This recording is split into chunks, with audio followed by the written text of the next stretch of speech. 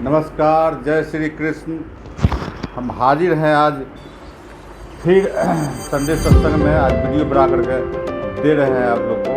बहुत ही आज एक खास एपिसोड संडे सत्संग में होने वाला है। आप लोग लास्ट तक देखिए तो वीडियो। और सबसे पहले मैं ये अपना सत्संग संडे सत्संग में आज ज्वलंत मुद्दा की बात करूँगी, की बात करूँगी। और यादव भगवान कृष्ण का जो वंशज हैं, तो आप लोग बने रहिए और लास्ट तक। और सबसे बात है कि वीडियो को लाइक कीजिए, सब्सक्राइब कीजिए, अपने दोस्त यार को शेयर कीजिए और कमेंट कीजिए कुछ। तो शुरू करने से पहले मैं अपने जन संत वैष्णव महापुरुष संत महापुरुष के चरणों में नमन करता हूँ। और सबसे शुरू करने से पहले मैं आप लोग को अष्टकम सुनाते हैं। इसलिए उसके बाद बहुत ही महत्वपूर्ण बात करेंगे, बहुत बात करेंगे साथ आज के संडे सत्संग में। और भगवान गीता का श्लोक भी धारावाहिक में चल रहा है, तो आगे बढ़ाएंगे। वासुदेवं सूतं देवं कंसचाणूरमर्दनं देवकी परमानंदं कृष्णं वंदे जगद्गुरुं। इसका हिंदी है, मैं उन श्री कृष्ण को नमन करता हूँ जो वासुदेव के पुत्र कंस और चाणूर का नाश करने वाले माता देवकी के परम आनंद और संपूर्ण विश्व के गुरु हैं। अतसी कुसुम संकासम हारणोकोटशोभितं रत्न कंकण केयूरं कृष्णं वंदे जगद्गुरुं। मैं उन श्री कृष्ण को नमन करता हूँ जो के समान श्याम वर्ण है, जिनके गले में हार और पैरों में मुकुट पायल शोभित और जिनकी भुजाएं रत्नों के कंगनों से शोभित हैं। और आगे कुटिलाल संयुक्तम चंद्रजीवान दिव्य सत्य कुंडल धरम कृष्णं वंदे जगद्गुरुं। मैं उन श्री कृष्ण को नमन करता हूँ वाले बाल हैं, जिनका मुकुट चंद्रमा के समान मनोहर है और जिनके कानों में घूमते हुए कुंडल शोभित हैं। मंदार गंध संयुक्तम चारुहासम चतुर्भुजम बहिर्पुट शोभाढ्यं कृष्णं वंदे जगद्गुरुं। मैं उन श्री कृष्ण को नमन करता हूँ जिनके शरीर में मंदार पुष्प की सुगंध आती है, जिनकी मुस्कान मनोहर है, जिनके 4 भुजाएं हैं और जिनका मस्तक मोर पंख मुकुट से सुशोभित है। उत्फुल्ल पद पत्राक्षम उत्फुल्ल पत्र पत्राक्षम नीलजीमुत सन्निभम यादवानां शिरोरत्नम कृष्णं वंदे जगद्गुरुं। मैं उन श्री कृष्ण को नमन करता हूँ जिनकी आँखें खिले हुए कमल पत्र के समान है, जिनका वर्ण नील मेघ के समान है और जो यादवों के मुकुटमणि है। रुक्मणी केली संयुक्तम पीताम्बर सुशोभितम अवाप्त तुलसी गंधम कृष्णं वंदे जगद्गुरुं। मैं उन श्री कृष्ण को नमन करता हूँ जो रुक्मणी के साथ क्रीड़ा करते हैं और पीताम्बर पीले वस्त्र से सुशोभित हैं और जिनके शरीर पर तुलसी की सुगंध बसी रहती है। गोपिकानां कुचिदकंकुमांड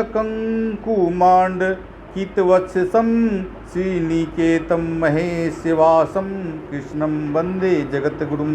मैं उन श्री कृष्ण को नमन करता हूँ जिनके वक्ष स्थल पर गोपिकाओं के कुकुम्भ के चिन्ह हैं और जो लक्ष्मी जी के निवास हैं और महान धरोधर हैं। श्रीवत्सांकं महोरस्कं वनमाला विराजितं शंखचक्र धरम देवं कृष्णं वंदे जगद्गुरुं। मैं उन श्री कृष्ण को नमन करता हूँ जिनके वक्ष स्थल पर श्रीवत्स का चिन्ह है, जिनका वक्ष स्थल विशाल है, जो वनमाला धारण करते हैं और अपने हाथों में शंख तथा चक्र धारण करते हैं। इति श्री मत्स्य शंकराचार्य विरचित श्री कृष्णाष्टकम। साथियों, ये सुना है आपको श्री कृष्णाष्टकम, तो कैसा लगता है ये आपको? हमें आप कमेंट के माध्यम से अवश्य बताइए कि आप किस कमेंट करिए।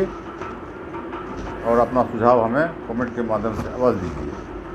तो सबसे पहले मैं गीता तो सुनाऊंगा, लेकिन महत्वपूर्ण जो श्लोक है कुछ गीता का वो आप लोग को बताते हैं और उसका हिंदी व्याख्या करते हैं। तो सुनिए, एक गीता के अध्याय 5 में 18वां श्लोक है, 18 श्लोक है। विद्या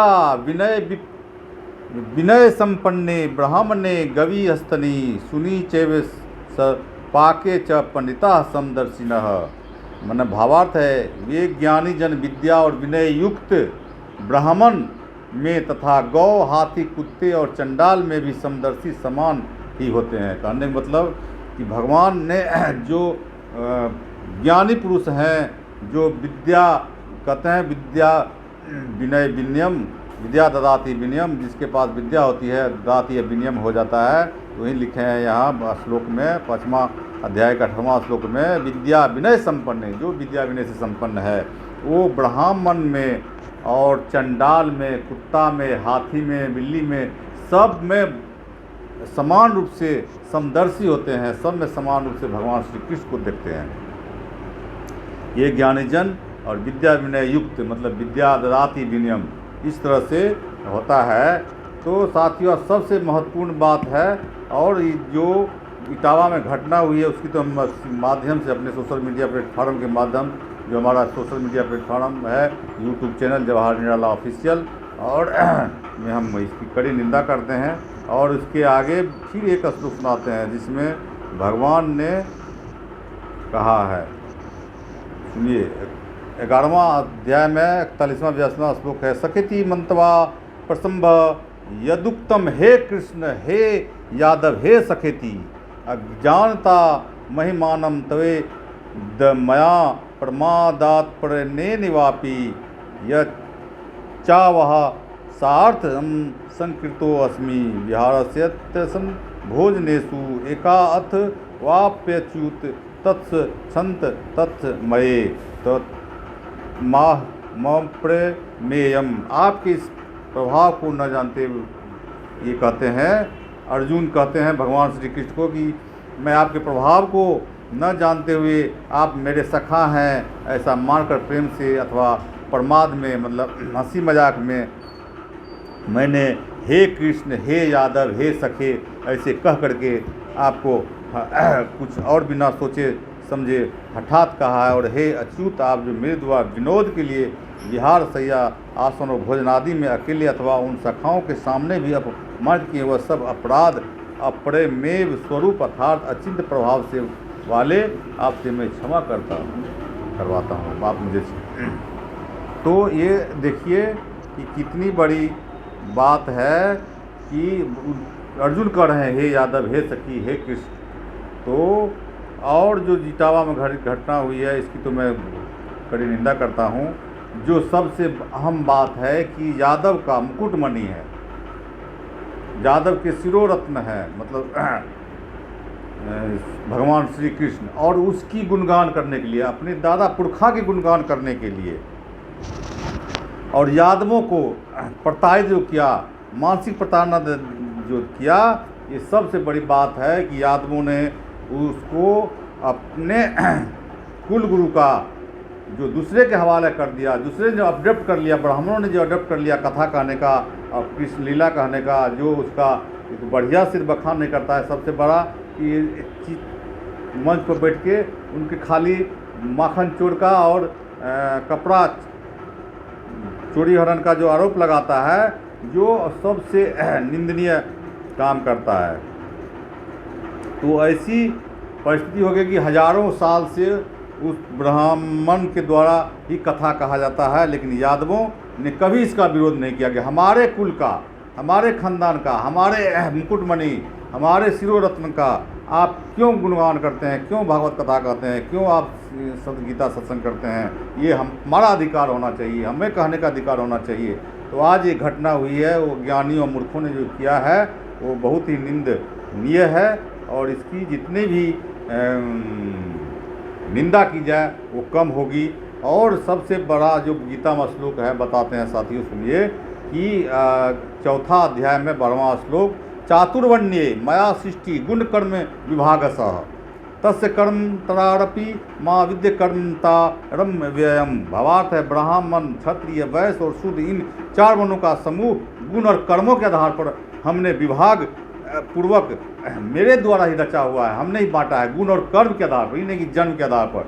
आप मान लीजिए मैं सत्संग करता हूँ, हमारा सत्संग चल रहा है सोशल मीडिया पर, फेसबुक पर, यूट्यूब पर, तो हमारे पास ऐसा गुण दिए हैं भगवान श्री कृष्ण, तब हम कर रहे हैं, तो हम भी आप उस कैटेगरी में सत्संग कथा और कथावाचक की कैटेगरी में आ जाते हैं इस हिसाब से, उनके गीता के हिसाब से।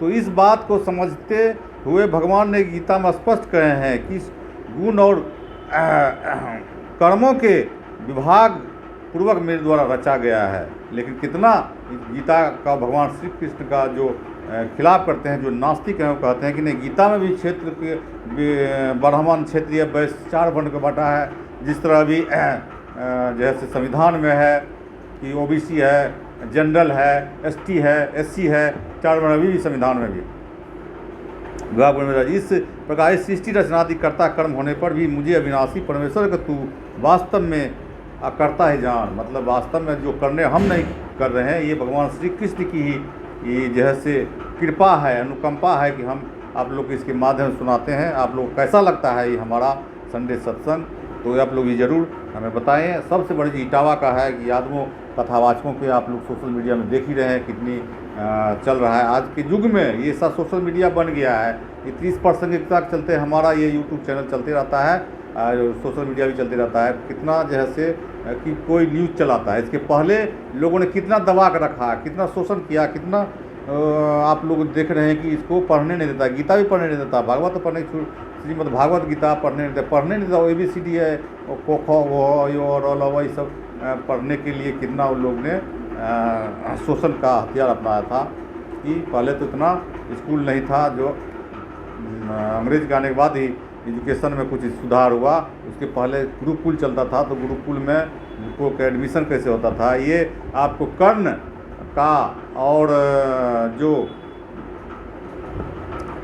साथ हुआ है महाभारत में कहानी देखते हैं, पात्र है और बहुत महत्वपूर्ण पात्र जो कर्ण है, उसके माध्यम से आपने देखें कि शूद्र उसके पास गुण और कर्म है, लेकिन वो कहते हैं कि तुम नीच जात में हो तो शूद्र हो, उसे जो है से इस कहानी सब को जानते हैं। तो हम इस ये बात तो सच हो गई, बहुत बड़ी बात है ये कि आप लोग हमारा खास ही कार्यक्रम जो है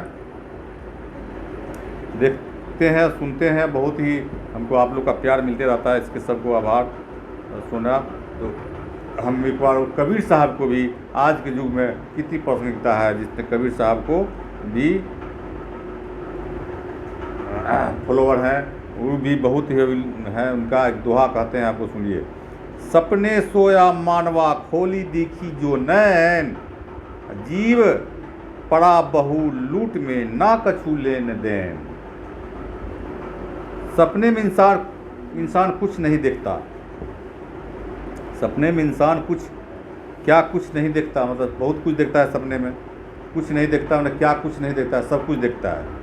कभी अमीर हो जाता है, कभी लूट जाता है, कभी डरता है, कभी मरता है, कभी बच के दौड़ता है, पर दौड़ा नहीं जाता। अगर सपने में कुछ फायदा मिला हो तो नींद से जाकर उदास हो जाता है, और अगर सपने में कुछ बुरा हो तो नींद से जाकर शुक्र करता है कि अच्छा हुआ सपना में सपना था। यह जो जागते हुए दुनिया देख रहे हो यह भी सच नहीं है, यह तो नींद के सपने से भी बड़ा सपना है। ये जो चलता फिरता इंसान है, ये भी नींद के सपने से बहुत बड़ा सपना है। इस बात को कबीर साहब कह रहे हैं। सुनिए, सपना, इस सपने को हर कोई सच मान बैठा है, लगा हुआ है लूट मार में, मारा मारी में, कांड करने में कुछ हाथ नहीं आने वाला। इस शरीर के खत्म होती यह सपना भी खत्म हो जाएगा। आज कोई गरीब है, कल अमीर हो जाता है, परसों फिर गरीबी आ जाती है। आज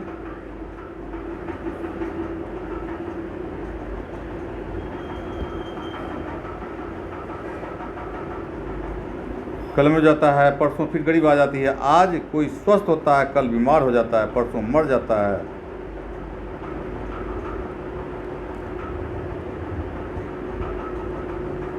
तो ये बहुत बड़ा, ये कबीर साहब की भाषा में ये बहुत बड़ा सपना है।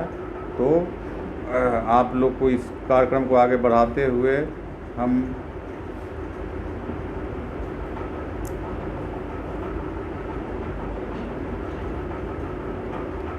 सुनाते हैं। और आप लोग भी खास आप लोग से निवेदन है कि आप लोग अपना कमेंट ज़रूर कीजिए, आपको हमारा वीडियो कैसा लगता है, हमारा ये कार्यक्रम कैसा लगता है। सबसे बड़ी बात है कि आज के युग में सबसे और सामाजिक जितना संगठन है, जो खास मुद्दा है, इस मुद्दे पर सामाजिक संगठन के माध्यम से, सामाजिक संगठन को भी मैं कहना चाहता हूँ, इसमें जो भी जातीय संगठन, ज़्यादा महासभा हो चाहे रेजिमेंट हो या जो है, इसमें हम अपने सोशल मीडिया प्लेटफॉर्म के माध्यम से कहना चाहता हूँ कि आप लोग कीचड़ में पैर चला जाता है तो कीचड़ से ही फिर कीचड़ साफ़ नहीं होता है, इसलिए उसे साफ़ पानी से साफ़ करने की ज़रूरत है। जो कुछ गलती हुआ है उसको फिर वैसा गलती करके वैसा सुन थे, लेकिन उसको सुधारने के लिए आपको एक अभियान के तहत आप ऐसा अभियान चलाइए कि अब कोई भी भगवान कृष्ण का गुणगान, कृष्ण का भागवत कथा, सत्संग कथा, ये किसी भी ब्राह्मण से नहीं सुनेगा। सारे ओबीसी लोग, और इसकी कथा के कहने के अधिकार हम जब यादवों का है तो ब्राह्मण क्यों कहेगा? अगर कहीं कहता है तो उसका वहाँ विरोध होना चाहिए। संवैधानिक स्तर से जो संविधान में अधिकार मिला है, उस तरह के लोकतंत्र में जो हम लोग का जो विश्व का सबसे बड़ा लोकतंत्र भारत है, उस लोकतंत्र में जो संविधान से ही हमारा देश चलता है, उस संविधान में जो विरोध करने का, प्रोटेस्ट करने का अधिकार मिला है, उसके माध्यम से आप लोग को उसको विरोध करना चाहिए। और वो विरोध करने की अभी ज़रूरत है वर्तमान में, खास करके कि जहाँ भी लोग भागवत कथा कहते हैं, ब्राह्मण समाज के पुरोहित या कथावाचक, उसका वहाँ विरोध होना चाहिए संवैधानिक स्तर से, और उसको छोड़ना चाहिए कि हमारा यदुकुल का गौरव सिर्फ यदुकुल सुनाएगा। आप लोग को किसने अधिकार दिया, किसने कॉपीराइट दे दिया कि आप लोग सुनाएंगे? इसको ये सब ही से हम अपील करते हैं अपने इस चैनल के माध्यम से कि आप लोग उसको विरोध कीजिए। लोकतंत्र में जो संविधान के तहत विरोध होता है, प्रोटेस्ट करिए और उसको इस अधिकार से वंचित कीजिए कि वो नहीं सुनाएगा। तो ये सबसे बड़ी बात है। और बहुत ही न्यूज आ रहा है सोशल मीडिया में, कहते हैं कि सोशल मीडिया इतनी प्रासंगिकता है, आज तो न्यूज आ भी जाता है, इसके पहले कितना शोषण हुआ होगा, इस बात से अनुमान लगाने की ज़रूरत है साथियों। देखिए कितना जैसे शोषण किया है, उसकी अभी ज़रूरत हो गई है। आप लोग अपने अधिकार को अपने हाथों में लीजिए, इस अधिकार को अपने हाथों में लीजिए। सारे युवाओं से, सारे बुद्धिजीवियों से हमारा कहना है कि इस अधिकार को अपने अधिकार में लीजिए और अपने भगवान श्री कृष्ण जो हमारे यादवों के मुकुटमणि है, शिरोरत्नम है, और उसकी कथा कहने के लिए जो ब्राह्मण कथावाचक होते हैं उसका विरोध कीजिए, और उसका नहीं सुनिए, या कि वहाँ कोई कहता भी है तो उसको संवैधानिक स्तर से विरोध कीजिए। और तो ऐसा कैसा लगता है हमारा खास वीडियो, और इसके माध्यम से जो हम आप लोग को सुनाते रहते हैं, आप लोग भी इसको ज़्यादा से ज़्यादा अपने साथियों को, अपने पड़ोसियों को, अपने भाइयों को सबको शेयर कीजिए कि ज़्यादा से ज़्यादा लोग कोई बात जा सके, ये वीडियो जा सके। और आप लोग भी इसको लाइक कीजिए, सब्सक्राइब कीजिए, सहयोग कीजिए। और आज के लिए इतना ही, फिर मिलेंगे अगले संडे। जय श्री।